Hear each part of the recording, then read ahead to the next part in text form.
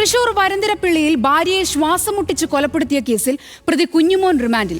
കുറ്റം സംബന്ധിച്ച പ്രതിയുമായി തെളിവെടുപ്പ് പൂർത്തിയാക്കിയ പോലീസ് കുടുംബ പ്രശ്നങ്ങളാണ് കൊലപാതകത്തിന് കാരണമെന്ന് കണ്ടെത്തി. മറ്റൊരു യുവാവുമായി ഭാര്യ ദിവ്യയ്ക്ക് ബന്ധമുണ്ടായിരുന്നുവെന്നും ഇതാണ് കൊല നടത്താൻ പ്രേരിപ്പിച്ചതെന്നുമാണ് കുഞ്ഞുമോൻ പോലീസിന് മൊഴി നൽകിയത്.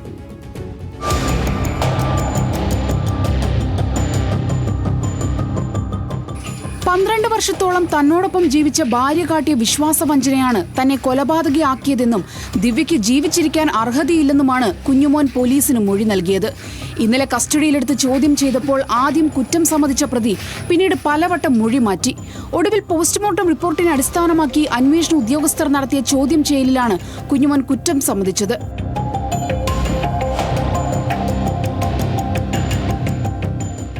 മറ്റൊരു യുവാവുമായി ദിവ്യയ്ക്കുണ്ടായിരുന്ന ബന്ധത്തെ ചൊല്ലിയുണ്ടായ വാക്ക് തർക്കമാണ് കൊലപാതകത്തിലേക്ക് എത്തിച്ചത്.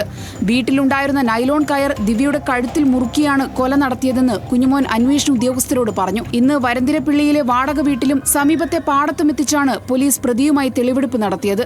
കൊലപാതകം ചെയ്യാൻ ഉപയോഗിച്ച കയറും പ്രതി പോലീസിന് കാട്ടിക്കൊടുത്തു.